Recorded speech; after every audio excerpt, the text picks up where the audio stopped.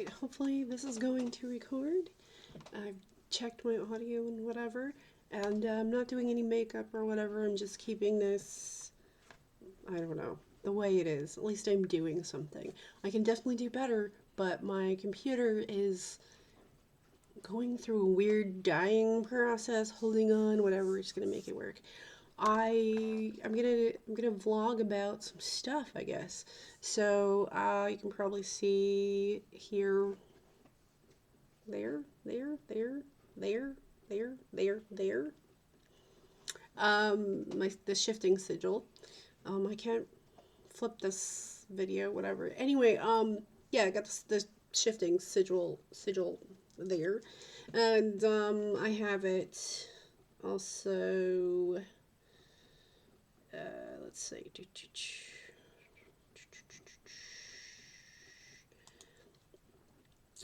I have it also. Let's see. Let me turn this off and this off. Actually, let me leave that on. And we'll turn off this. Oh, this. There we go. Have it down there. There. There. There. There. There. Oh no, it's not recording. Hold on. There.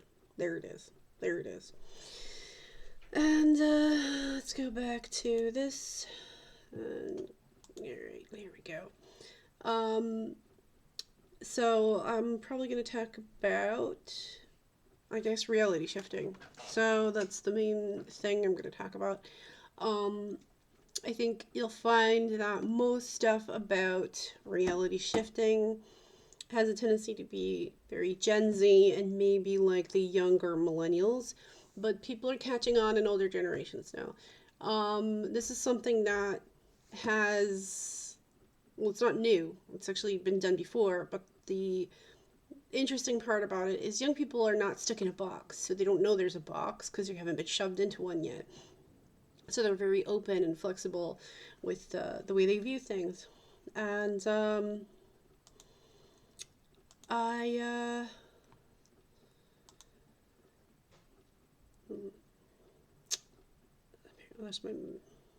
let's turn this off. And there we go. And it appears that I have been researching this. I've been researching reality shifting. I've also shifted. I've been researching reality shifting back at the end of 2022, going into 2023, and at that time, I thought it was an ARG. I can see the parts that are the ARG, artificial reality game, which is like a social game where people pretend something that's obviously made up, and they pretend like it's true to like fake people out. The ARG part of that is people who talk about the bad things, like stories about jerks who write stuff in Reddit or elsewhere. What was it, Amino, back in like a few years ago or whatever? They would say crappy stuff like, oh, I go to my DR means like desired reality, to beat up my wife because, you know, women's places in the kitchen or some crap like that. That is made up. None of that is true. All the scary stuff, those are made up. Anyone that's really shifting is not doing horrible things, although there are people who have gone to like horror worlds. Like, I don't ever recommend going to like The Walking Dead or something like that. What's reality shifting? Reality shifting is you move your consciousness from your CR, your current reality, to another reality. So if you have a desired reality that you want to go to, you can script it, you can imagine it, and then you just move your consciousness there. You've probably done this a lot. And it is actually different than a lucid dream. For some weird reason, I also experience like hybrids or like a sine wave where I kind of veer in and out of a reality and then into a dream state, probably because of my REM cycles. For some reason, my mind like splits and goes into like different areas. That's a whole other topic. This was a major ontological shock for me. I really was not happy about it, and I did not handle it very well. A number of things that I found out. It's just getting really, really real with whoever and whatever you are, what kind of being you actually are. We're not actually like physical matter. We're not actually molecules and particles and I don't know, carbon, water, proteins. That's not who you really are. That's just you're oriented to view yourself through this lens, through this thing. We could get into brain states like how babies are born in alpha state and they learn and rapidly learn in alpha brainwave state, and then by the time they're 6 or 7 they shift more and more into beta brainwaves, which is what most adults are in. Then we can also talk about gamma. If you're like me, and the type of person I am, I part of me on all the time is naturally in one of the bands or several of them of gamma, and I can function in gamma. That's not necessarily a bad thing, but I can also go further into gamma, and it's there's a price to pay for gamma. I have a tendency to get like overstimulated and stuck in it, and there's a downside to gamma. That you can accomplish and do a lot of things very productively in gamma, but I don't recommend being in gamma all the time for everything. If you are ADD, ADHD, hyperactive, I have hypomania. If you're bipolar, some type of a bipolar, or you have some kind of nervous issue or anxiety, you're probably in gamma a lot, in one of the bands of gamma, and you don't know how to come down off of gamma. Okay? Again, I don't want to demonize gamma. Gamma has this very, like, high activity, high functioning. You can do things, you can accomplish things. Like, you don't even need to feel confident. You make stuff happen. For me, when I go into gamma, when I really go into gamma, I can think incredibly fast. I can just, especially if I'm doing research or if I'm solving a problem, I use various methods in philosophy that I can think about things and I can run simulations in my mind. Anybody can do this. It's not a woo-woo thing. It's a practical thing. You don't have to be a theist. You don't have to believe in anything. You just use your own mind to do things. And I do this a lot. I've been doing this for years. But I noticed by the time I was in my late 20s going into my 30s, I would start to notice that there's like a price to pay for being in gamma, especially when I can go in a high accelerated point in gamma. And it's funny because my friend David, he also did this, but he would also discourage me from talking about it publicly, even though he admitted to it a number of times. And I would go into like info high, which is like an old like hacker term. There's like a song in Macross Plus in the 90s called information high or info high. And I've experienced this many, many times, so many freaking times. And it's, if you want to think of things in terms of like yin and yang, right? Gamma is very yang. Gamma is very like the hunter going out to seek out its thing, its prey, or its objective, to accomplish something, to find something. You're like a bloodhound of the mind. Gamma can do. There are so many good things about gamma, but then there is a hefty price to pay for gamma. The downsides of gamma is anxiety, insomnia, obsessions, being stuck in thoughts, cycling thoughts, ruminating, analysis paralysis, frustration.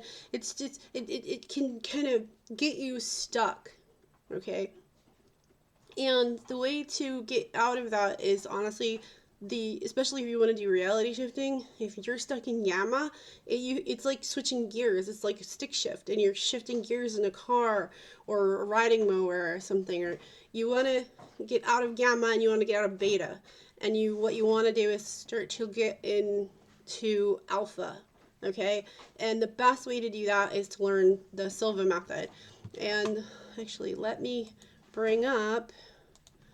go right here. Another thing with with meditation stuff. So if you want to reality shift, okay, so for me personally, because all of my stuff in my mind is all connected, and if you want to look into like uh Sheldrake's morphic field, you can get more of a concept as to why you keep having bleed through with other things. Because I would sometimes, I'd go to do my prompts and my programming and my scripting, and my affirmations, and do my whole prep for shifting, and then I would oftentimes either click out, which is a term used in gateway process, or I would go into like a lucid space, or I would go through all this like dream chaining, and if you look into Sheldrake's, like he had a TED talk, and he was talking about like morphic field, and it kind of, and so-called debunkers don't actually read his work and don't understand anything. So there is no debunkery existing that's actually debunkery of Sheldrake's work, because he wrote so much stuff. And a lot of it is like free, I think, on his website. It would take a very long time to go through that. Even when I would look into it, the more I would look into it, there's just so much stuff. But his theory and his framework of explaining this stuff is the one that makes the most sense, because in my own experience, I have a tendency to experience these other issues that I couldn't account for in just the shifting community, or just lucid dreaming. And by the way, lucid dreaming and reality shifting is not the same thing. You can have like a hybrid, because I've had that. I've had hybrids. I've had hybrids that were lucid dreams, and you can use a lucid dream to shift as a platform to shift. You can also use maladaptive dream if you have a diagnosis of maladaptive daydreaming. You can also use your own maladaptive daydreaming if you have this condition to shift. Other people who have there are people who have trouble visualizing things in their mind, or it doesn't work. Aphantasia, you also can shift. Everybody can shift. And if you're having difficulties shifting, it's because you're probably in gamma, that you might be a gamma person. Also, there's different types of beings, or different types of like quote unquote souls. Like your actual being is a non-physical being, but you're oriented to view stuff in time space in your physical body. And this is also going to affect like how you try to and comprehend things. But there's not just one type of soul or essence. There's different kinds, and you might be like a complex one like myself. I apparently am. I wasn't thrilled to find this out. There's many kinds of things out there, that's why there's so many kinds of methods and so many different approaches to shifting, as well as other meditation practices, and you're going to need to do meditation practices. So I highly, highly, highly recommend Silva method. And you have to also kind of understand things like beginner mind. I recommend looking this up. You need to understand beginner mind, and you're also going to need to understand monkey mind, right? Now, if you have where your mind is like fighting you, and your mind is like resisting the programming and the stuff, you probably have like monkey mind. I kind of think, this is just my read on it, is that the mind is like different pieces. It's like different, it's not like one thing. It's different pieces. And that's kind of like why your mind can wander and why your mind can do other things. And sometimes it's like it has its own mind, it has its own this and that, right? And if you actually like try and just concentrate on one thought, you'll start to notice these other thoughts coming in. Where are they coming from if you're not doing it? There's many different pieces to this. And if you try and, this is why like you can't try and approach this like young. Like you can't go at this like a hunter. I'm gonna hunt it down. I'm gonna make you do this, and I'm gonna force you to do this, and do my bidding, and do my will. You can't do it. Most of reality today, like the CR, the current reality we live in, that I'm recording this in, a lot of things very yang oriented. It's very Yang has a tendency to be equated to masculine. It doesn't necessarily mean masculine, but it is usually. But it's this yang kind of approach to things. And if you've ever, here, I need to bring this up too. We'll have to go to, let me go to YouTube.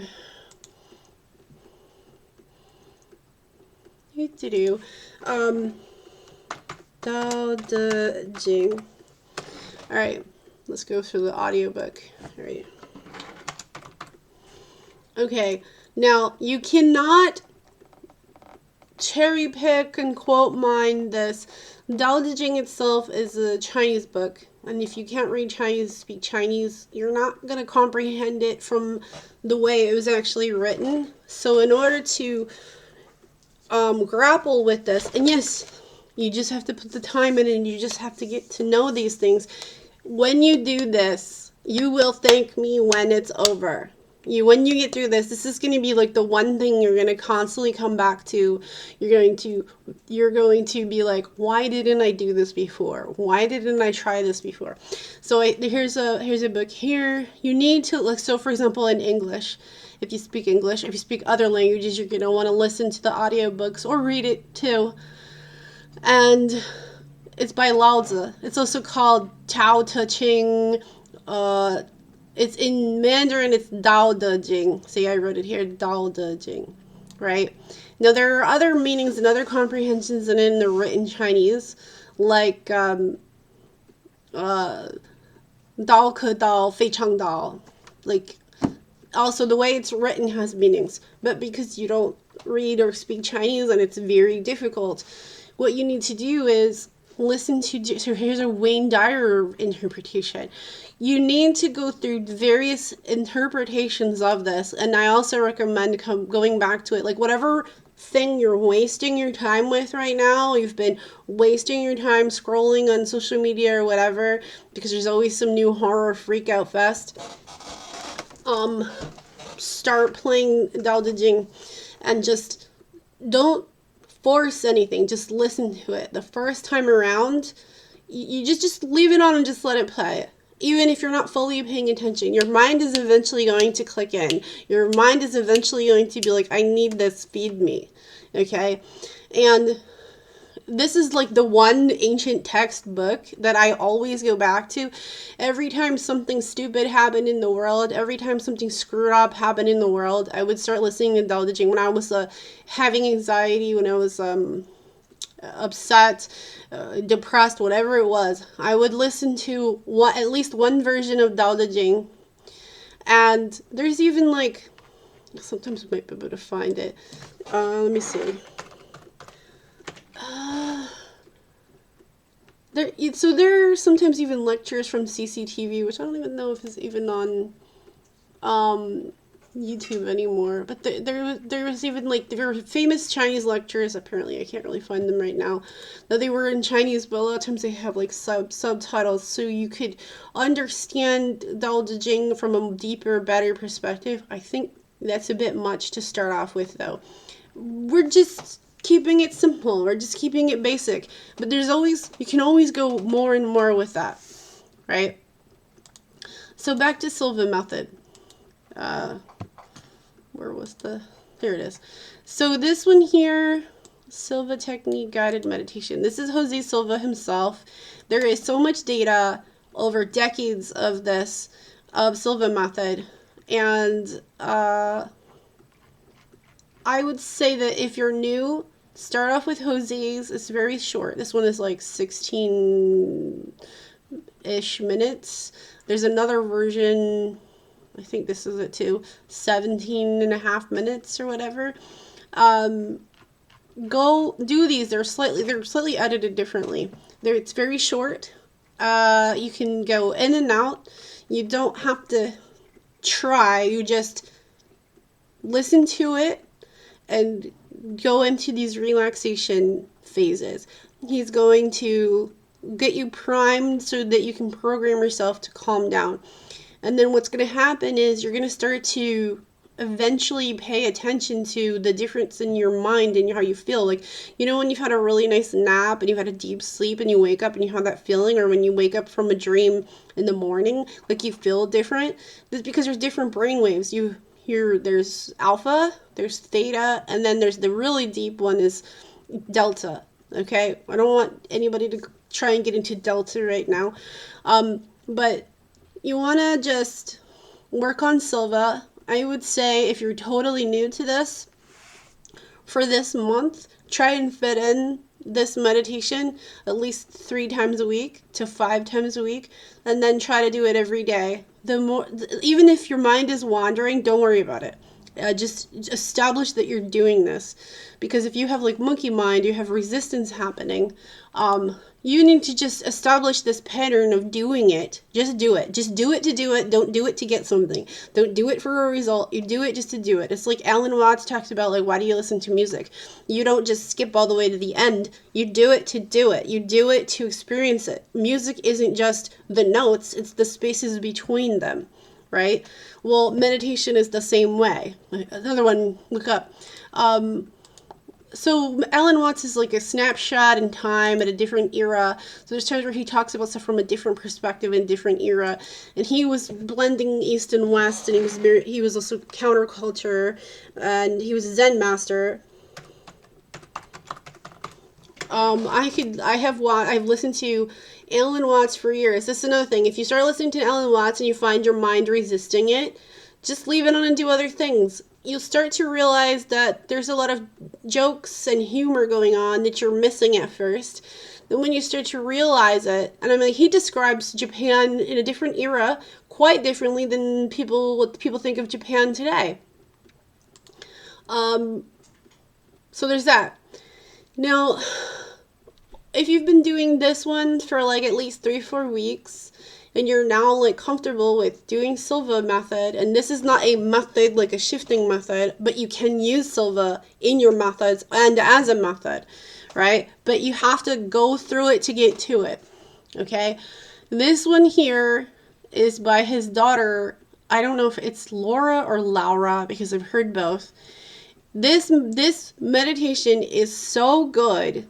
So when you're used to this, when you go to finally do Laura's, you might at first time not like it or be uncomfortable, but I feel like the same thing when I first started doing Jose's. And there is so much kind of interesting stuff about the Silva method. It's just, and there's data behind this. It's so fascinating to me. And this one is so good. It's basically her dad's, Jose's, but it's even better. And by the time I did it like the 3rd and 4th time, because I just paced it. I just slowly did stuff. I'm not forcing anything. I'm not being in hunter mode. That's the reason why I brought up Dao De Jing, is because he's talking about like flowing, and you're more going into like yin. And it's actually better to go in yin to like passively do things than to go with yang. In fact, when you keep having problems, it's because you're going against the flow. And if you're in gamma, you're a lot of times causing like resistance. You'll end up going against the flow of things. And if you don't understand what I mean, like, you really need to put the time in. This will actually fix everything. This will fix your life, fix everything if you just keep at it. Like, I'm still a work in progress. I'm a complex person. But you want to do this one here. So, this one, I know it says like, this is like very like woo-woo. It's not like manifest now instantly with Silva method. So for example, this specific meditation here, she will ask you about your goal, and if your goal is to go into shift, you can start programming it in. That is your goal, is you want to shift, right? And she will actually start programming you to do 3-finger technique. And by the end, if you've been doing this meditation for a month, you'll be able to do this technique in like a week or 2. Like, it's so effective. Her method, her approach to the same exact technique her dad's doing in this one, is even better because once you start to understand like how to program things with your mind, especially when you're going into alpha brainwave state, it changes everything. I will also recommend, because I noticed this is a thing that's very popular, though not everyone admits it, so we're going to go to the gateway tapes. Gateway process tapes.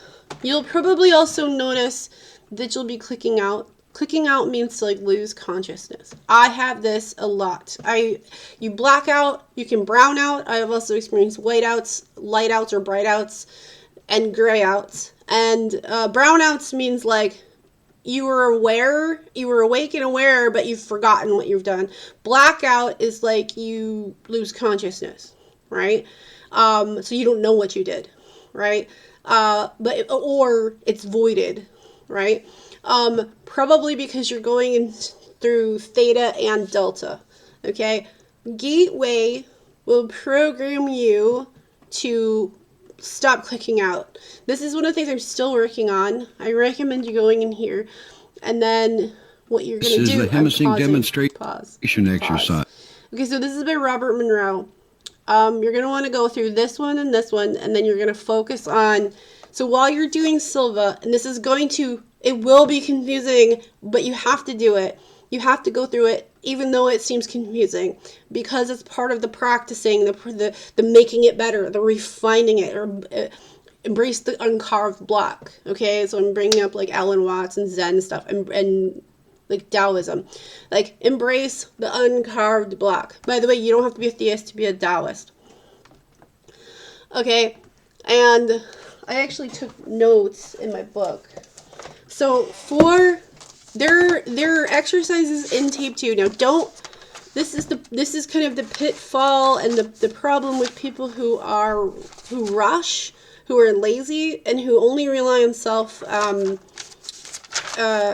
gratification or instant gratification. Like you have a rushing problem, you have an impatience vice. These are bad habits. These are not good traits. These are bad traits. You're gonna like fix that, okay? And so I started taking notes so you're just gonna work on, if you need to work on tape 1, you can do that if that helps you. But you're mostly gonna probably work on tape 2 here, right? For at least 1 to 2 months. Do not rush. And you're probably gonna forget a lot of the stuff. And then what I was doing was I was going to tape 2 and then I'd get a tape 3. And then I'd go back and forth. And I'd try to get in at least 1 tape every day. Well, not every day. At least a few times a week. I try to get it like 2 or 3 times a week, plus doing Silva. And I would do Silva first each time because it's very simple, very fast, very quick. I do a Silva. I was mostly doing originally just the Jose. I was doing Jose's. Okay. Now, when you get into, these are getting into counting methods, because in shifting we're using counting methods. It's the most common methods. A lot of methods of shifting is also identical to hypnotic induction. There's a lot of it that's very similar in technique to lucid dreaming and dream incubation. So it's very common that counting methods are used.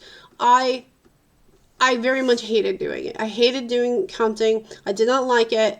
And there were people who were saying, well, if you really don't like it, there's other methods. Well, I didn't want to do the other methods. I didn't care to do the other methods. I wanted to learn Gateway because I kept clicking out. And so I approached it as like a college curriculum. Because when you go to college or high school or middle school, you have multiple subjects you're studying in your curriculum. And so I would approach it like a curriculum. And it didn't have to take up a whole day either, like a college course of courses. I could just do it, this time and before I go to sleep and whatever. And I would just do it just so that I could say, okay, well, I did it today, right? I'm not forcing anything to happen. I'm not going at this from a young, like, hunter perspective. I'm just, Okay, I'm just passively establishing the pattern. Over time of you doing this, your mind stops resisting, it stops making trouble, like your monkey mind, and it starts to just work with you. And it goes, oh, I see what you're doing, I'm gonna work with you. And then it starts to just coalesce with you. Your pieces of your mind, your monkey mind, your resistant bits, your wily I don't know, overly independent, overly like resistant. I have I can think many things simultaneously, so whatever.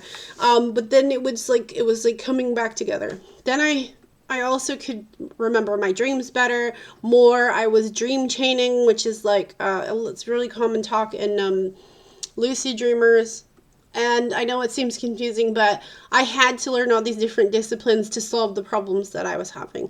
And I feel like people who probably are also having issues with reality shifting are probably some kind of a complex person, like a complex mind, a complex being like myself. Unfortunately, or fortunately or unfortunately, that this is how I am. It's not a bad thing either. It's just different. And there's different kinds of people. Some people might have more constraints on them, and you have to figure out what those are and then get around them. There's many ways to get around them, and then you can like eliminate them. The only way you can solve a problem is to admit that you have one.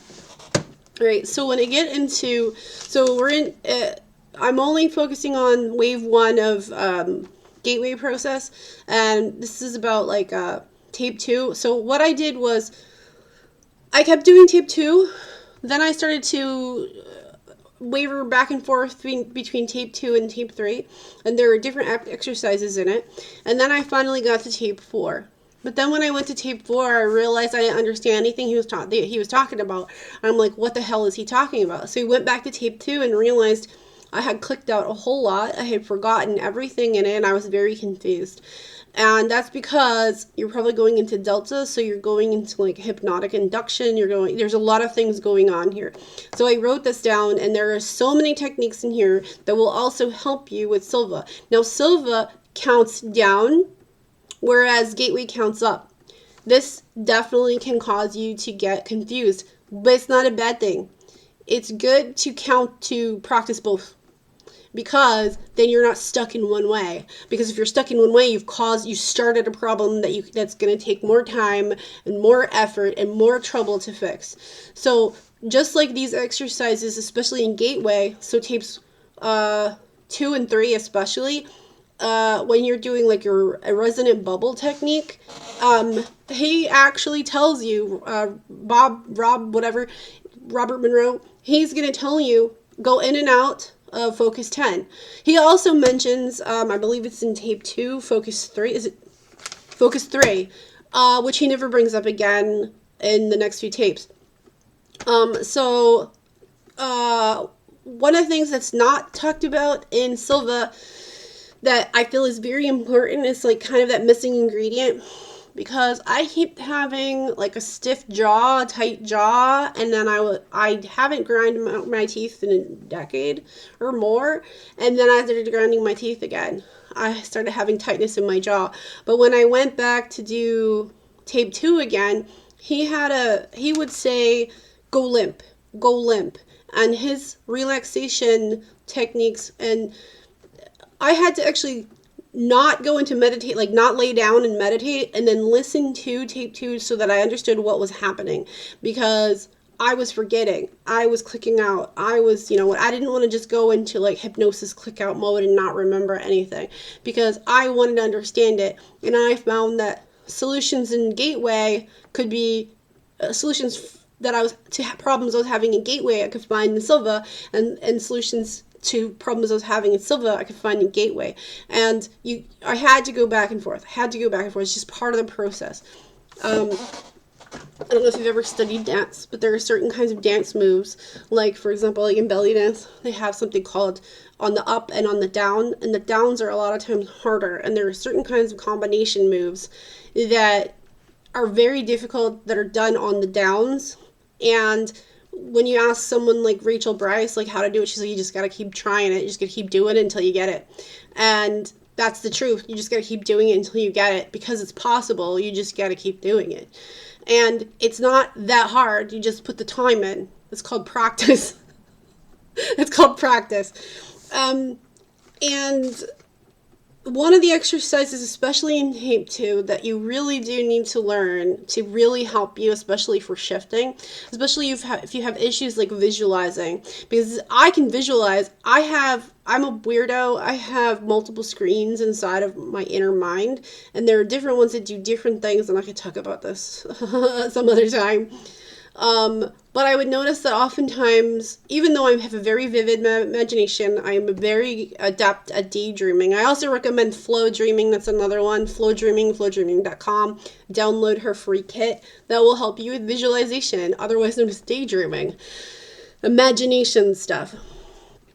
And it helps you with like connecting with your feelings and emotions, which will help you, especially if you're either A, going out of body, or B, shifting, which is also basically an out of body experience. You're leaving this body reality in a CR and you're going to your DR, or you could be going to a waiting room or whatever. Okay. But this one exercise where, let me see. I wrote a lot of this stuff down.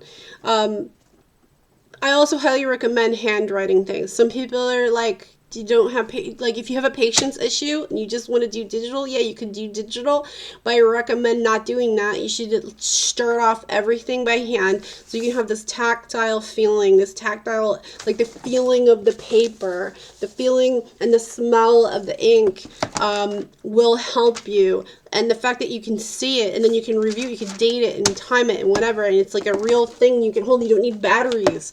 You don't need electricity to use this, okay?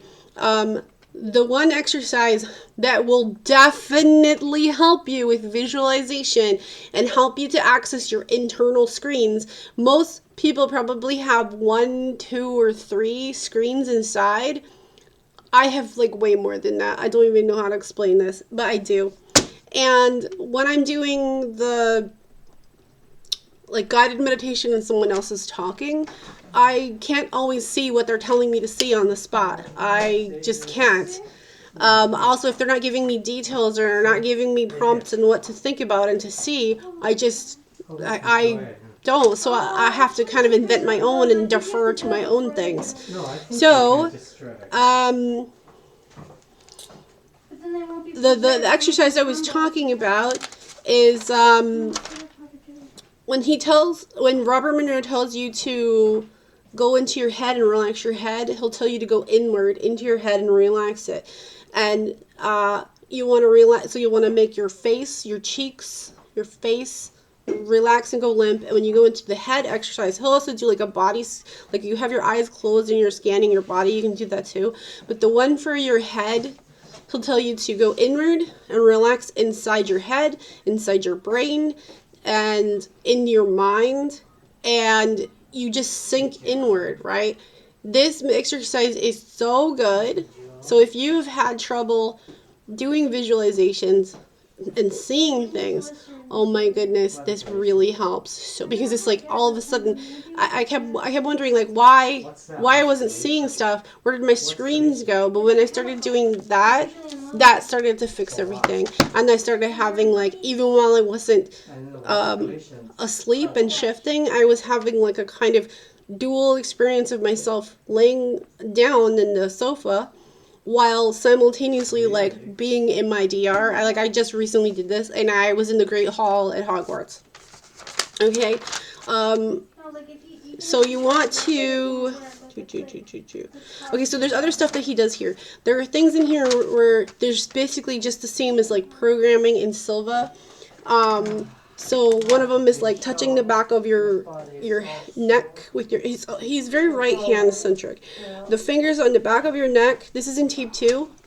I have it right here. Tape 2, whatever. Anyway, this one is right hand fingers lightly touch the back of your neck, and this you mentally see and repeat the number 1. And the more you practice, it works better. And this one is to be wake up and alert in your body, in your CR body. And the other one is memory. You lightly put your, okay, there's two versions of it, and he'll repeat them both. He'll tell them both. It says, so first you have to like desire to remember something, and then you close your physical eyes and your physical body and your CR, and then you touch softly your right hand fingers to center of your forehead, right? And then to completely remember, he talks to about like gently. This is the complete memory. Gently. This is a programming exercise, right?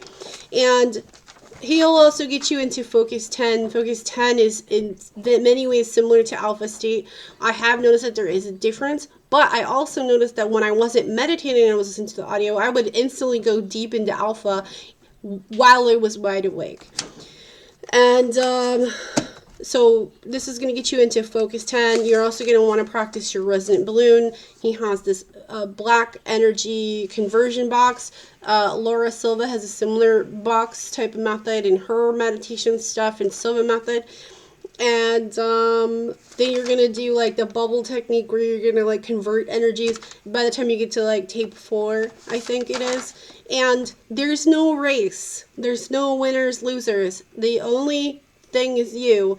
You're going to get there. You're going to get through it. I've been through it. I have a tendency to go to the wrong reality, and that's happened a lot. I've been stuck in the wrong reality for weeks. I've had lots of lucid dreams. I've had where I've like partially lucid. I just didn't have the conclusion like, aha, this is a dream. And then I've also botched my lucid dreams. I've also many shifted to my DR. I've partially shifted to my DR. I've had symptoms, and this stuff is like amazing. I had experiences with Hagrid on his motorcycle to keep going into my dream and driving around and stuff, and I could hear the motorcycle, which is Sirius Black's. It's actually Sirius Black's motorcycle, but it's Hagrid's now. And another exercise in this is very important in Gateway tapes is the resonant tuning, which is like humming. I also highly recommend doing Om meditations. So usually Om meditation, let's do Om chanting. Almost always when you're looking into it, it's going to be male voices, but you can also do female. I also highly recommend doing it yourself. It's very therapeutic if you have depression, if you have anxiety. It helps us so much instantly. You don't have to believe in anything. You don't have to have any religion, any ideology. Just do it. It's so therapeutic, especially with your own voice. And the best way to do it, here, let me go to...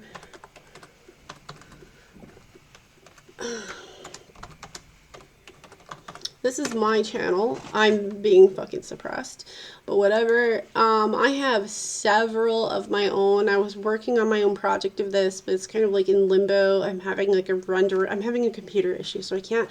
I was gonna make it for other streaming platforms. I have a distributor or whatever, but you can listen to a lot. This is my voice. I recorded at different times and with different ages. I recorded some when I was in my 30s and some when I was in my 40s. And I have several these are all like my own. Here, just go here. Okay. These are all of my everything. I have a bunch of them. I'll put all these links in my videos if you want to listen to. This is a female voice. You can also look up the thing that I don't like with they don't know how to. I feel like a lot of these people who are making these audio things. Female voice chanting. These ones are honestly really bad. They don't know how to actually do Om chanting.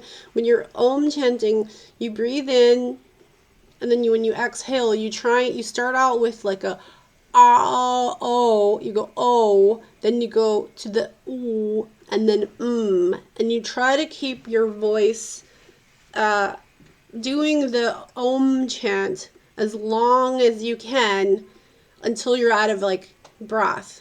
Right now, if you've had a cold or your vocal cords might be a little raspy, you can drink Pengdahai, which it's easy to find at like Chinese markets.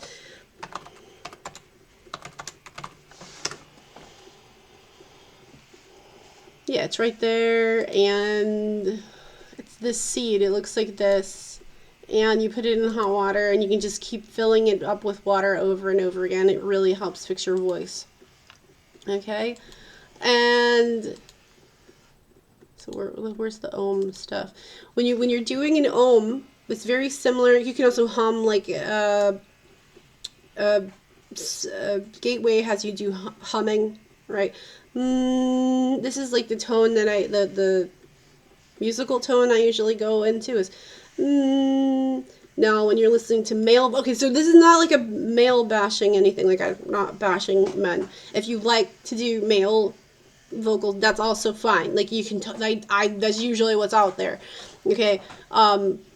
But you can hear my voice. It's so weird because like when I would do my ohms, I like doing yoga. You don't have to do yoga though. I like doing yoga, and if ever I have an opportunity to do free yoga or do it at home, I have yoga mats and everything. For some reason, people respond very well to my voice. For some reason, I don't know why. And basically, it's like this. You just inhale, right? And you go, okay, ready, go.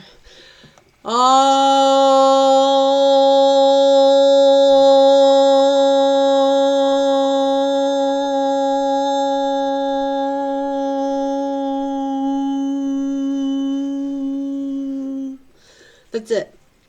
You can try to do it longer and longer. Another one is japa meditation, which is ah.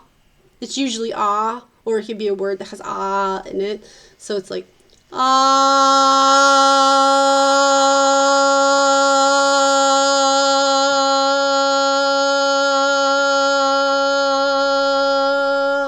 You don't have to do japa though. You don't have to. These are just things you can do. I used to do that a lot when I was younger. I don't really do it as much anymore because I would just go into like void blankness, and then you can kind of be prone to deception. Just it's not always a good thing. It's not always a good thing. I would say go with like there is reasons why you would like blank out your mind and go void and whatever, but I find that I had started to experience too many negatives of doing that, and that it turned into my default, and I'm now deprogramming and unprogramming the downsides of only going into like voidness. Okay, I'm not trashing voidness or blank mind or empty mind, but I if you're doing shifting, having an empty mind is not the thing you want to do. You need to be able to remember who you are, have yourself protected, and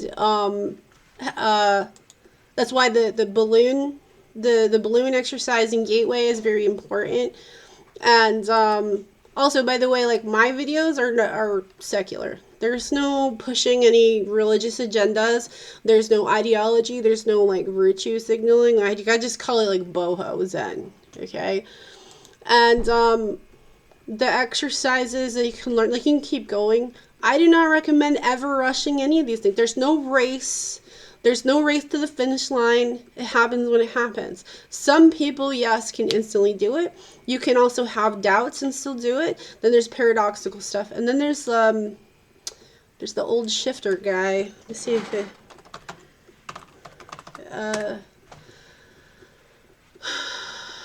no, that's the wrong... Let me find it. Let me see if I can...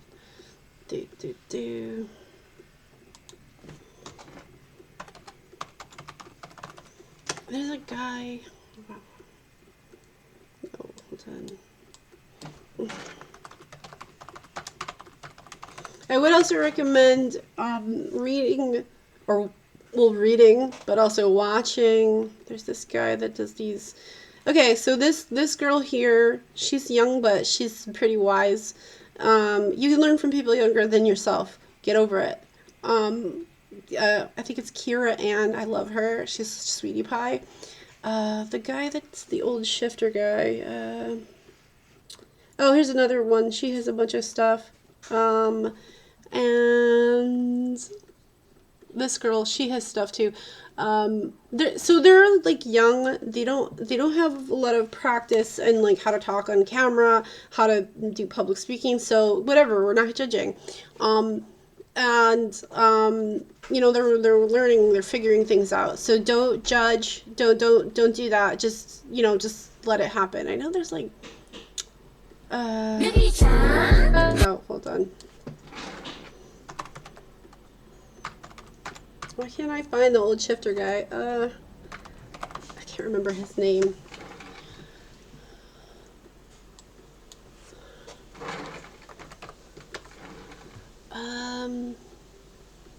Oh, this guy's really interesting too. This is... There is no such thing as a coincidence. I can't remember it.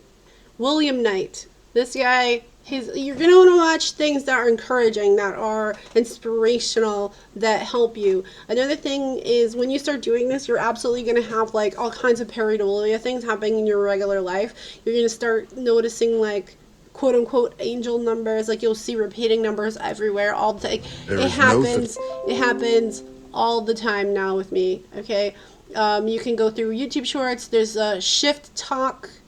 Let me see if I can find, where's the old shifter guy? I can't remember what his name is on here. Whatever. When I find it, I'll post it. He talked about Suruwardi. Let me see. Or however, I can't speak Persian. What's this? Is there more here? Whatever.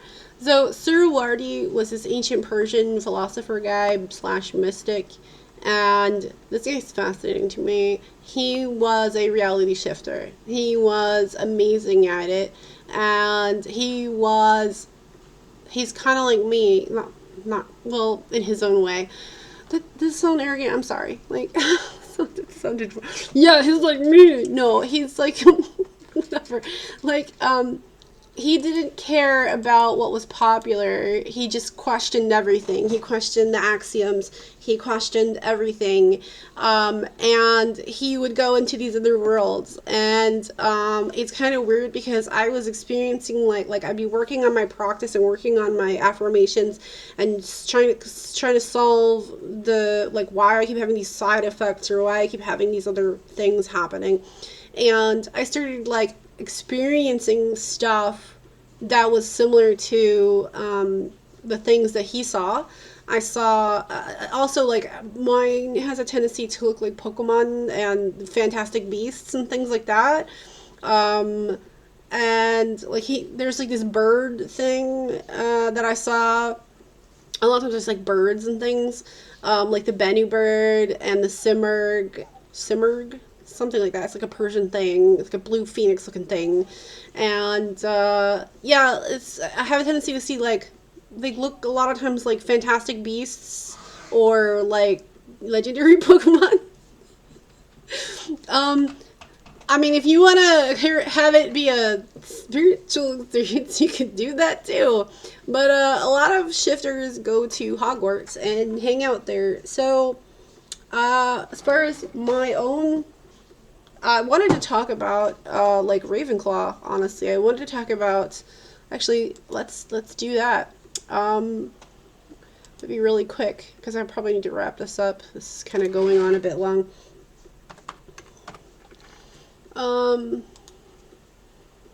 So if I go to here, let's expand this.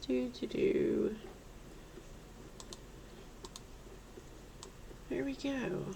And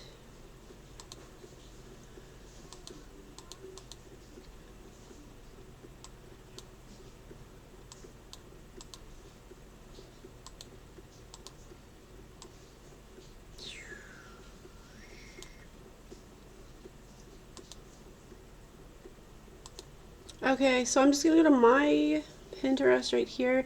I've actually generated all kinds of stuff, so I honestly think I'm gonna do like a Ravenclaw themed video for shifting.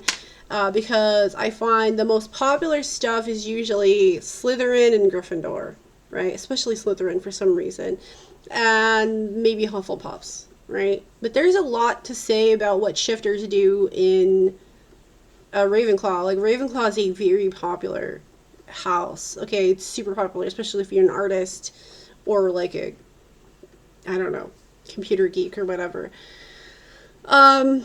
So I don't know how I feel about reality shifting, or not reality shifting, AI generating stuff.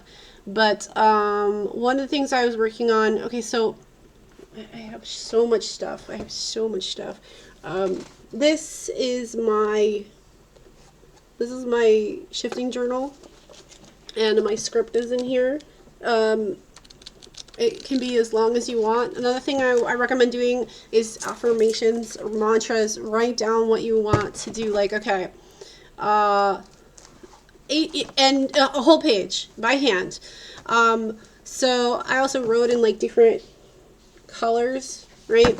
So this was on the 30th. This is like a whole experiment I did for like a week. It says, this affirmation is, I shift easily and safely to my desired reality. Next one is, I am already in my desired reality. Next page is, I wake up fully conscious in my DR. And then it says, I wake up in my bedroom at my DR grandmother's cottage, which I'm going to show right here. I have various like visuals. Okay. Another one is, so a lot of people like to program in smells, and I was working on lemongrass. I actually have some lemongrass. I might just change it to cinnamon rolls. Honestly, I'm not sure, but right now it's lemongrass.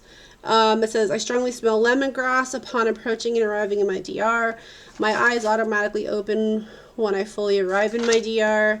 I am of pure consciousness. I am more than my physical body because I am more than physical matter. I live in my DR. Okay, this is straight up a very popular, those 4 things that I just said is very popular in reality shifting, and it's straight up, exactly from gateway process. That's because these things are all connected. These things, it's morphic field. It's morphic field theory. Okay? I have a high tendency to have like dream keys. It's like my dreams are like telling me messages and stuff. I've also had where like my unconscious mind, my subconscious mind appears as a figure, like a more glamorous version of myself, and it's telling me things. I have dreams where I'm searching for something, searching for a location. I have elevator dreams, doorway dreams, gateway dreams. Sometimes there's other figures like distracting me from going in there. So this is a process, the process of happening. Meanwhile, I can just randomly shift someplace that I didn't program, that I didn't script, and I can get stuck there. I had that happen this year. When you actually shift, so there's 2 main ways. There's the waking method while you're awake, which is straight up hypnotic induction. It's straight up hypnotic induction, okay? And a lot of times, so there's one girl, actually I think they're sisters. Okay, I have sat through hours of this stuff. Okay, this girl here and her sister, they refer to it as whooshing, that they whoosh to their DR, okay? That is a waking method. That's a hypnotic induction. I have also done this, but I did not go to my DR. I went to a different reality. I don't know why or how, but it happened. I went to a DR and I was in bed with, I literally woke up in bed and I was naked in the covers with Jeffree Star and his ex-boyfriend in a glamorous like hotel room. Oh my god, I was so shocked. I was like, what the hell is going on? How the hell did I get here? Okay, this is a common thing. Then there's like more of the sleeping method. Sleeping method is probably more delta brainwaves. And when you go to the sleeping method, it's this experience of deepness, deep, which is probably why the sigil for reality shifting is what it is, because you're going deep, you're going down. Okay, you're going down like an elevator. Sometimes it could be even up. You could go up to. Usually it's this deepness. I shifted to this reality. There was like this, it was very like a Disney comedy kind of like you know, Jessie, the TV show Jessie, where it's very like sitcom vibes.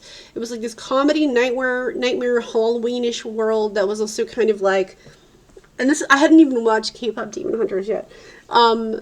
It was very much like, in some ways, like Chinese Ghost Hunters or K-pop Demon Hunters or Inuyasha or Spirited Away, where there's like all these like ghosts and things and ghost cities, and they're underground. And then there was like this bog witch, and it possessed this girl, and it was so real. I was there for like weeks, and I would will myself awake after being stuck there for like a few weeks.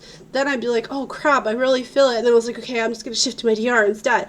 I'd load my prompts into my mind, go back to sleep, and then I'd still be back in that freaking reality all over again. And because I didn't script that one, I didn't have like all the controls like I had, and you get very absorbed into that reality. And it wasn't until I would start to realize like, oh yeah, this is like a different reality, that I would will myself out of it, right? I would get stuck there like 2-3 weeks at a time, easy. And it is so freaking real. I was so freaking exhausted. I was so tired when I went to that reality for like over a week, like about a week and a half, easy. I was just so tapped out. And I have shifted many times in my whole life. And they were not ones that I scripted or that I intentionally wanted to go to. I would just sort of end up there. And this is why I've been practicing reality shifting, so that I can gain control. So I can gain control of what I do, where I go, what happens to me. And so, like, for me personally, I don't ever want to reincarnate in this reality or anything like it ever again. So this to me, because I'm like on like this sovereign path or whatever. But oh boy. Anyway, back so in my DR, I have two versions of my DR. I wanted mine to be more like the book. Okay, so here's the book. This is the American printing. So it says Sorcerer's Stone. It's actually Philosopher's Stone. And I have a lot to say about that.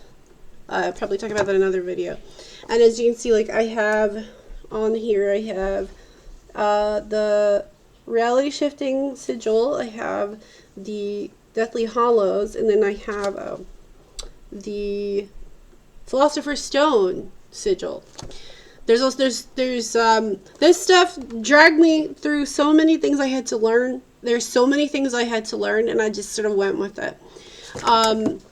And I never expected I was going to learn all this stuff. Like, if you told me that this was going to happen, like, a few years ago, I'd be like, whatever, I don't believe you, you're lying. Well, here I am. That and my friend died.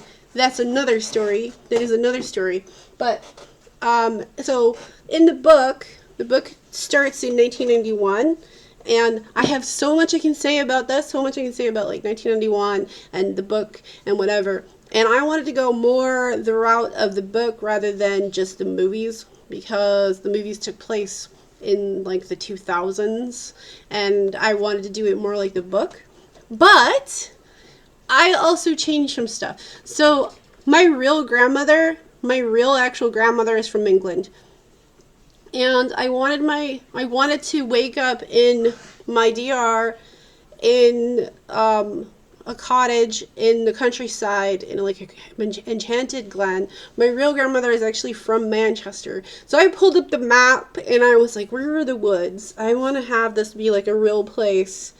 And I want it to be like in the woods in Manchester, England or whatever. I researched the food in Manchester, like English pies and, you know, pizza and whatever, and I was like, okay, no, think of this as like 1991, right? So it's 1991 is kind of like still 80s-ish, but not, obviously it's not going to be like 1984. it's gonna be like house music and old techno and Nirvana and you know whatever. So I researched lots of music at the time because I didn't want it to be like the movies necessarily exactly like the movies. I wanted it to be more like the book. Although I liked many of the actors who played these parts in the movies, and I've read all the books. I reread this plus the audio. I reread this and the audiobooks I listened to. I rewatched all of the movies, all of them. I did that in June, May, June, July, and I also just for the heck of it also rewatched Lord of the Rings because why not? But I fully it's kind of like an approach of doing like method acting or when you're getting ready to do like artwork to get inspired and whatever, right? Because this is in the mind, right? I'm already an artist, so it's in a way like method acting. So I have many times done my meditations and even had symptoms, which is a thing that there's two main types of symptoms. There's symptoms like before you shift, like when you have your eyes closed and you're falling asleep, or going into trance or whatever. And then there's symptoms in your CR. I have them. I have both. Okay, and I have partially shifted. I should probably do a video about my. I have them written down. You need to read it. You need to write it down because when you get frustrated and you're like, this doesn't work. When you go back and look through, be like, oh no, it does work. Remember this. Remember that. And I'm like, oh yeah, I can do it. I have done it. I've been doing it. Okay? It's like you fake yourself out. I don't know. It's like you make yourself forget things. I see this with people all the time. Like people have like amnesia of like events that happened in the news just like the other day or last week or last month. So whatever.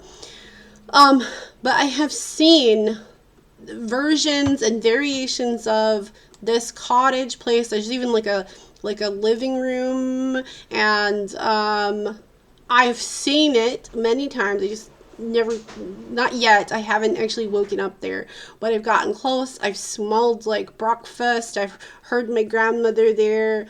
And the other thing that I'm working on is my bedroom, which I've seen many times, and I've partially gotten there in Ravenclaw. I have, this doesn't look anything like me. But you can make your uniforms look like whatever you want them to. You just script it. You can play with, so this is like, I have a dragon. It's like a spirit dragon. That's another story. And this is supposed to be one of the earlier versions of my bedroom. I want more purple. Okay, so I watched so many videos of people who are very seasoned at A, going to Hogwarts, or B, shifting. And the most popular one is usually Hogwarts. It's the easiest one because so many people have gone there. So I have right here, this is like one version. This is the refrigerator. I have a refrigerator. I did all kinds of research on, what kind of stuff do I want to drink? And I was remembering stuff I used to drink when I was a kid.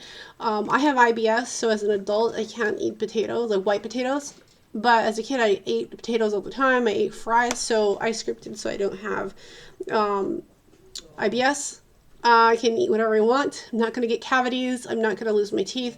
I'm not going to gain weight, which is super exciting. I also, so this is me as like an older person. I'm actually supposed to be like 11 or whatever. Okay, Pygmy Puffs. I also have, I have seriously gotten into the fandom again. This is a Pygmy Puff. If you've read the books, they're obviously they're not around in 1981 yet, but I have one.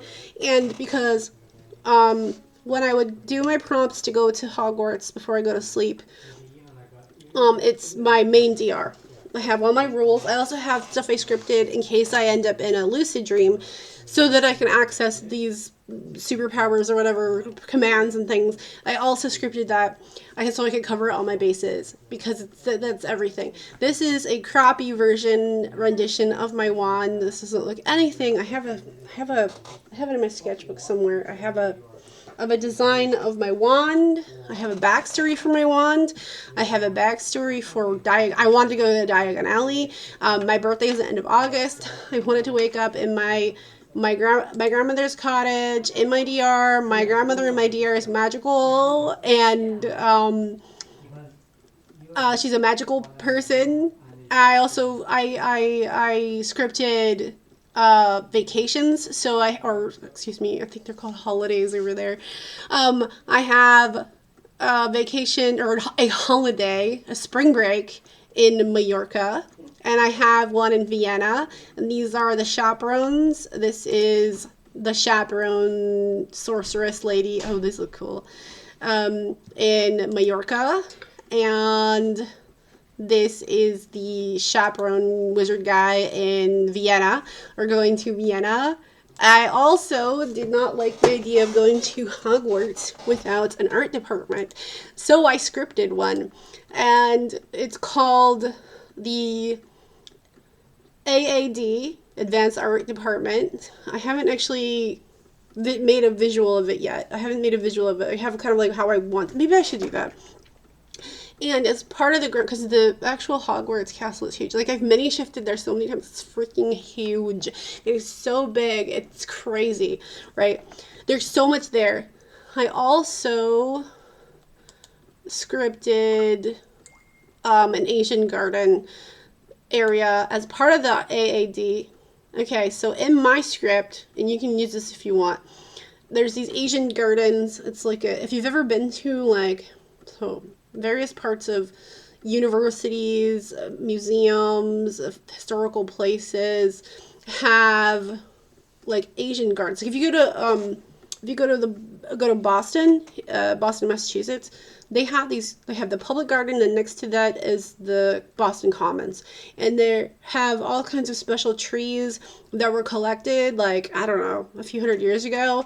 And it's common in many, especially in European places, but not just Europe, where they have like these arboretums where they have preserves of certain kinds of trees and plants, and they'll have like Zen gardens and pagodas, and I wanted to have Asian gardens. I wanted to have an arboretum that had like different gardens that were like Korean and Chinese and Japanese and Zen and scholars gardens and whatever. And I wanted it, and I scripted it as that it was a preserve garden into the art department founded by Newt Scamander. I loved the Fantastic Beasts movie. I also watched all of those this summer too. And I had Chilins there. I was so delighted when I found that they had Chilins in one of the movies, because I love Chilins. And I put dragons and all that stuff. I've also had for years, I've had like my own experiences with dreams with dragons and like Chinese like mythical, my whole life. I have so many freaking stories and dreams about that too, and they're like amazing experiences, gorgeous, whatever.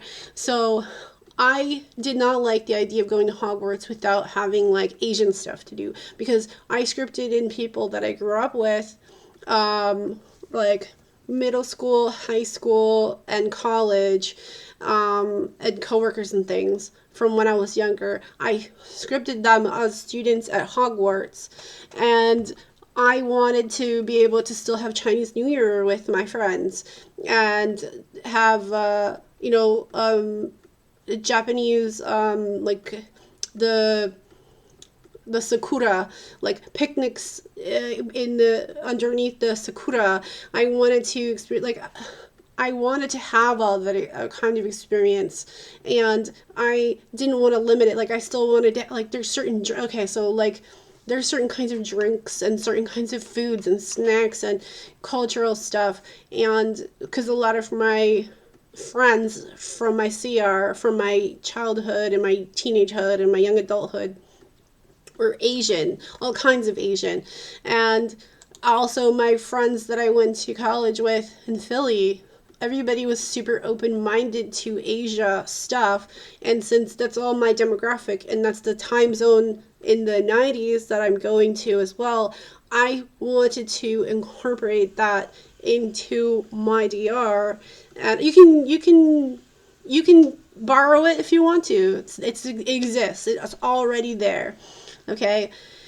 And let's see, where's okay, so this is so in my fridge, in my DR, in my I should talk about my bedroom a little bit, okay?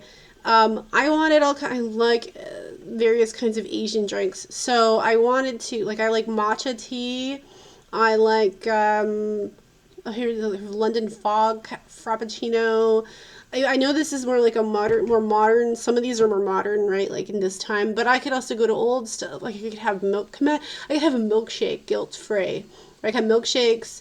Okay, so in New Jersey and Pennsylvania and other parts of the United States, we have birch beer, which is similar to root beer, but it's also different.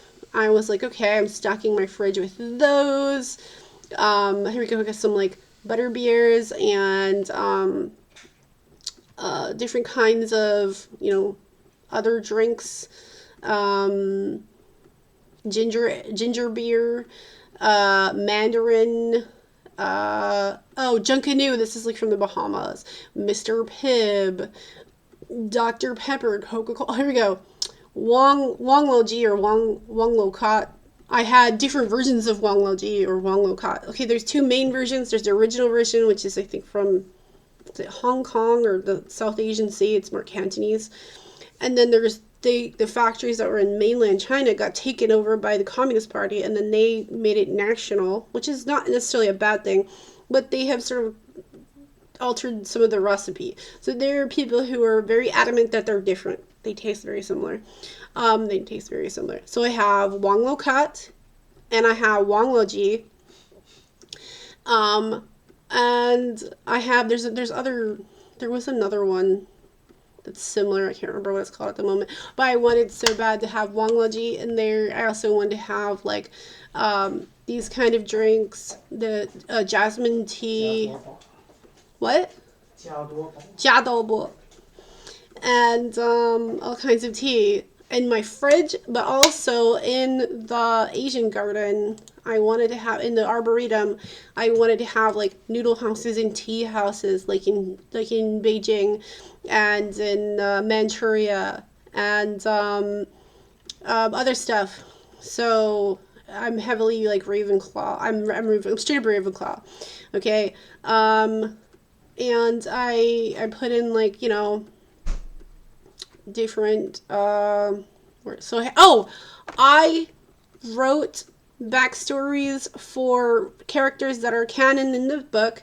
So there's Terry Boot, there's Mandy Brocklehurst, and Lisa Turpin. Lisa Turpin is an artist like me, but I also have Terry Boot and Mandy Brocklehurst also as creative people.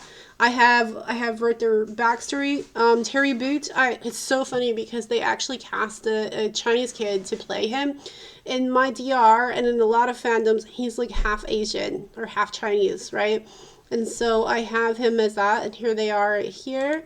This is like in like 1991 kind of thing, although I don't know why her hair is so short.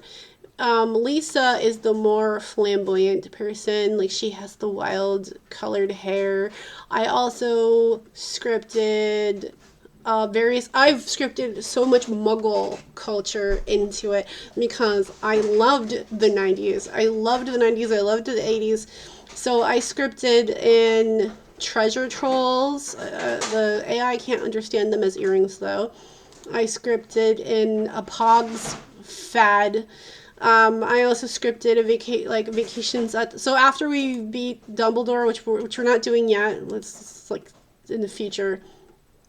I scripted that we're going to Love Parade in Berlin, well, the real original Love Parade, and I think it's in '97, right? And here they are. They're older. ChatGPT can't make up its mind if it's legal or not, even though it's legal. Because it'll do it sometimes and not others. I have them at Diagon Alley. I don't know why this is the wrong decade. This is like 2015 looking. trying to get the AIs to understand the 90s fashion. It was just very difficult. Here in Mallorca, I changed people's ages. I changed my age. I changed other people's ages so that I could have certain people with me. Like I have, so my friend died, and I changed his age, so he's like my upperclassman friend, and he's going to me in places, and I did versions of like my owl. I also have, which I can't, which this is me like in Vienna with my friend. This is me in Mallorca on a yacht. I have a whole yacht thing. Here we go. Here's in the Arboretum. This is Terry Boot, Mandy, and Lisa doing like an East meets West kind of fashion blend. In the spring, like sakura kind of stuff, but it's in the Arboretum at Hogwarts. And I've tried all kinds of different AI programs I don't exactly love it. This is more like to the 2000s. I was playing with stuff in the 2000s, like after we graduate or whatever. This is like the Yule Ball. This is like studying in the library. This is like younger. These are like just different like friends of mine. It's like method acting. Like you get your head in that space. This looks so like 2003. I swear. I put my friend in like Halloween costumes and stuff, and yeah. So, as far as like so do I have it here? No. So you can go to Pinterest, and you can. Okay, so I should probably talk about the pool. All right, so there's no YouTubes about this. There's no like YouTube videos about this stuff. Hold on, where is it? For whatever reason, the fandom. I don't know. I know like Ravenclaws don't make YouTube videos about their DRs and stuff. So Ravenclaw. Let's see if it's pool. Okay, so in the fandom, in the shifting community, in Ravenclaw, and there are people who have so many people have shifted there. There is a pool. It's not in the book, but when you shift there, it's there. Whether you scripted it or not, everyone talks about it. There is a pool in the Ravenclaw section, and it has a big eagle statue there, and you can find so many images of people who have rendered it in AI stuff. I have found so many. Some of them seem to be missing. There was like back in the summer, this and the spring, it was just like everywhere, and it was the Ravenclaw pool, and yeah. So here's this one. That's a thing. That's definitely a thing. It's funny because like I mini shifted. I don't know if it was August or September, and I was like in one of these like areas like up here kind of a thing. And there was like a door or a corridor or something, and I was talking to one of my friends, or he wasn't really chatty though. One of my friends was there, and there was these other two dudes. I don't know who they are. They always show up in my dreams. They might be like dreamwalkers. They're like other beings that can like invade your dreams, like Inception. And yeah, those two dudes were there, and I was talking to them, and like they were talking. So they're supposed to speak me like English to me or whatever, and my friend was there, and I knew my friends speak like Southern Chinese and English, but I didn't think he understood Mandarin or much at all. And these dudes were not even speaking Mandarin; they were speaking Pekingese, which is very similar to Mandarin, but a lot of Southern Chinese cannot understand it. And so I started talking to them in Mandarin as well as like pronouncing a lot of it in like the Pekingese way. And these dudes were like not impressed at all. They're like, whatever. And so they were just very slackerish, and they were supposed to be showing me around like Hogwarts, but they were just so slackerish, and I think they thought like I needed to just chill out and like lighten up or something, even though they're supposed to be responsible. They were almost like supposed to be like a prefect or something, and they were supposed to like do like this orientation thing and like show me around in this dream. But we just stood at this like hallway, and they're just like goofing around and just chatting and making jokes and stuff.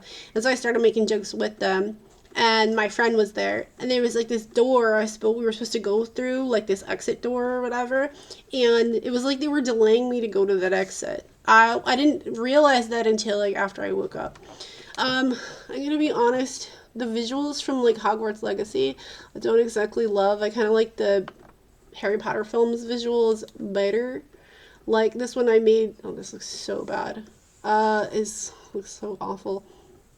It's supposed to be me and one of my friends in Ravenclaw. This is so I have the main DR that I'm working on to go to that I've many shifted in and out of many times, and that's 1991. It's like 1991 1992, right? And I wanted to have the whole like experience like with the troll and Quirrell, Professor Quirrell, and I also wanted to have experiences with like Flitwick and the art department. I scripted like a lot of stuff, right? And so it's like all calibrating and whatever. Like it's there, it exists. I just kind of have a tendency to go the wrong place for some reason, or go somewhere else. But then when I wake up in the morning, because there's another method called like wake back to bed, which is very common in lucid dreaming, lucid dreaming, dream incubation, and also shifting, as well as LBEs. And I'm very good at this technique for like if I had a dream that I liked, I can go back and I can either finish it, go back, redream it, change it, cycle it through, remix it. I've been doing it my whole life. So a lot of times I'll wake up, I'll go pee. I don't know why people are telling everyone to like drink water to shift. I think it's a bad idea because you could wet your bed. Don't do that. But I would go back into the dream and I'd be like, okay, I'm going to shift, right? I'm going to shift. And I found that when I went to bed at night and I was doing my prompts for my 1991 DR, my main DR in 1991, to go to the cottage, that my grandmother's cottage, which is, do I have, here we go. I found that was just too hard to do in the morning when I woke up. It was just too much and too hard, and I had trouble. And most shifting guided meditations and methods are usually just you thinking about, a lot of times, being in like the Great Hall or your common room of your house. And so I had to make a different DR because for some reason I had trouble grappling with myself as like when I woke up in the morning as an adult here in the CR, as being a 11, 12-year-old in my DR. It just was just like, it just didn't compute. But if I thought about myself as like a teenager, like 15, 16, 17-year-old, that in the morning it was just so much easier, and I didn't have like this resistance to it or this head like, oh, how does that work, that I would just, I made a different DR, a mini DR that's 1995, and it's me as like, I was 16 or 17 or something. I had my friend, I had a list of different friends as possibilities to show up there, and my bedroom is, here, let's go to Hogwarts.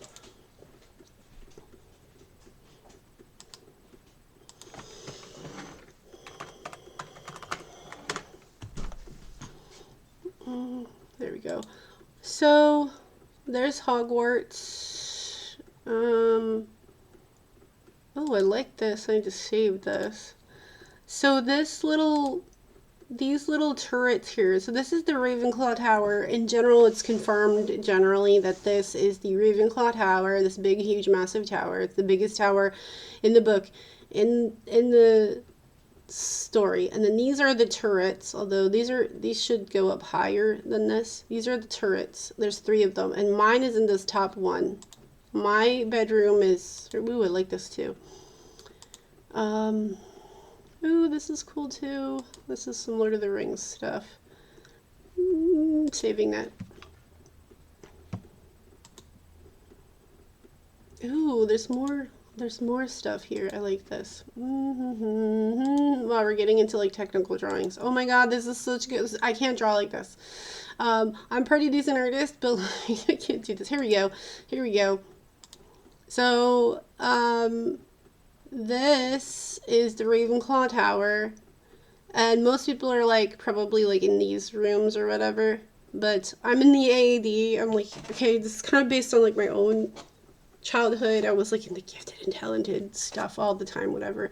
We don't have to talk about that. But my bedroom is like right here.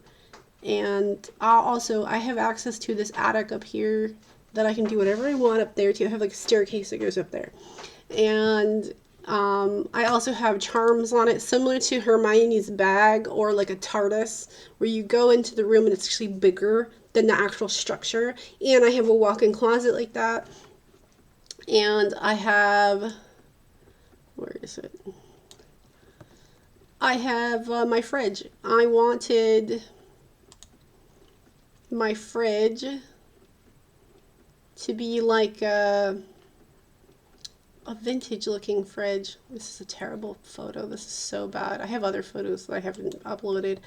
I wanted, because it's like 20th century, I wanted like one of those old fashioned vintage refrigerators that has like chrome on it, and like and I want it to be like the paint job to be like a roller coaster or like a fancy car with a fancy metallic purple paint job that's like got glitter and metal flecks in it. And I did that. This is so bad. Like, what the heck is this? This is so bad. This is what the heck? Whatever. AIs are temperamental. I think it did that on purpose to diss me, but whatever. It's freaking, I swear they like bratty. This is also like a really dumb AI picture, like of the Owlry, but for whatever reason they put waffles there. Makes no sense at all. But yeah, like you have to put your mind there, and you have to just like get into it. It's like, it's kind of similar in a lot of ways to like method acting. Not that I'm a method actor, not interested in acting. I'm an animator, which is a lot of times considered an actor with a pencil. But I have, I don't know if you can see it. This is a wand. This is the Goblet of Fire. Let me turn the light on. Right here. And let's expand that.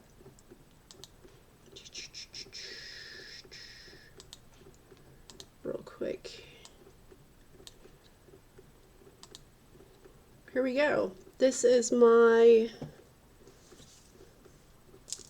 Goblet of Fire wand, and I bought this from this Noble collection. I bought it from the official store. It's a birthday thing. I just had a birthday, and I have mine in one of these like Ollivander kind of boxes. It's all official, all of it, right? So I've been really getting myself into it. Here's my Harry Potter original book. That's the American one. And here is my Pygmy Puff. This is probably like, so my mini DR is the one where I just kind of shift there, and I'm hanging out in my bedroom in Ravenclaw Tower. This is my shifting journal. And hopefully that's enough. That's enough of that for now, right? I could talk about this for days.